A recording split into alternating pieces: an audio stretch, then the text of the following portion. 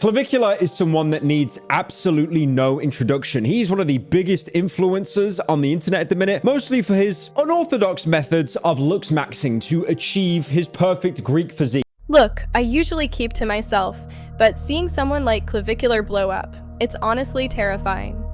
He's out here promoting bone smashing and steroids to kids who just want to fit in. It's toxic, plain and simple. Full-blown addict, sad.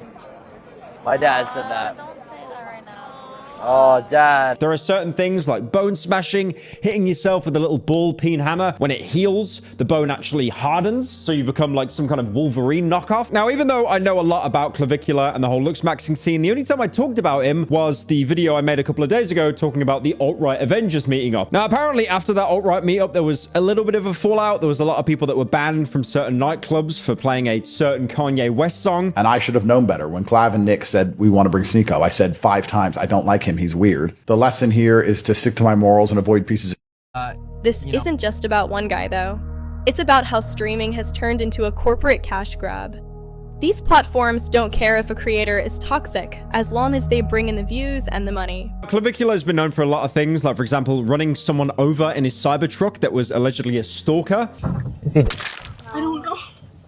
Hopefully. Also saying he's not voting for the Republican J.D. Vance because he's subhuman and Gavin Newsom actually mugs him. J.D. Vance is subhuman and Gavin Newsom mugs. And he injected his girlfriend's face with fat dissolver on stream. By the way, that is a very dangerous thing to do. You have a lot of muscles in your face. If you put a fat dissolver in muscle, very bad things can happen. We're witnessing a corporate takeover of our attention, and the minds of young teens are just collateral damage. We need to be so much more careful about who we give our time to. Now, Clavicular, like I said, he's incredibly popular right now, especially among like the male looks maxing community. Again, looks maxing is a term to raise your power level on the way that you look. Now, because of people like Clavicular and predecessors to him, peptides, steroids, it's a free-for-all. People openly talk about taking them now. If anything, they endorse it. And it's now reaching the point that if you're not shooting trenbolone acetate into your thigh 5 times a day, you're basically going to be left behind. This includes surgeries, prescription and recreational drugs, and like what I talked about before, bone smashing. Influence is a weapon. Stop letting people like this use it on you. I'm going to be completely honest. Seeing Clavicular blow up is just embarrassing for everyone involved.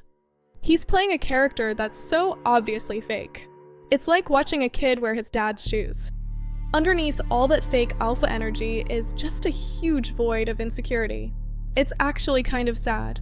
Think with looks maxing, the entire point is to get a girl, because women in the dating space, they're incredibly hard to get hold of, right? Women, they always swipe away from the men. It's actually a lot harder as a guy to date a girl because most apps are sausage fests. But is that the reason to get a girl? No, of course it's not. They're probably all closet gay and they basically just want to mug each other. Like, I'm not joking here. I guarantee you a vast amount of people in the looks maxing community are just closet gay and they don't want to admit it. Guys like him aren't leaders. They're just symptoms of a system that rewards the loudest, most toxic person in the room. The platforms don't care though. As long as the engagement numbers stay up, they'll let anyone rot your brain. Stop giving your attention to people who don't deserve it. You're smarter than the algorithm thinks you are. They're probably more in the closet about their homosexuality than Norman MacDonald. Well, that means you're gay. Well, I wouldn't say that. Why would I say that? I'm deeply closeted. You're so closeted That I refuse to say I'm gay. Right. Exactly. Now again, it's current year. If you're gay, who cares? If you've got New Vegas or Ultra Kill installed on Steam, you don't need to come out to your parents that you're trans. They already know, don't worry. But it really does seem at the minute with looks maxing, we are running in a real world utopia rat experiment. There are loads of videos talking about that experiment, but one of these short form versions is there was a complete societal breakdown. A lot of the rats actually cared more about their appearance than mating, and it basically concluded in total population death. Anyway, back to the superhero origin story. He basically ended up being kicked out of college. I was kicked out of uni for essentially roid maxing. And then he claims another user basically compiled all of his forum posts and then sent them to his school. Unfortunately, someone decided to archive all of my posts, send them all to the public safety at my university. And then the school checked his room and basically found some of the peptides that he was shooting himself up with. Because of this, he would get numerous bruises and then have to explain to people at work how bone smashing works. But for the normies. This is an OG bone smash. This is me. Guys, I used to look like this before I went to work every day. And people would always ask me, like, what the is wrong with you? I was like, I don't know, bone smashing.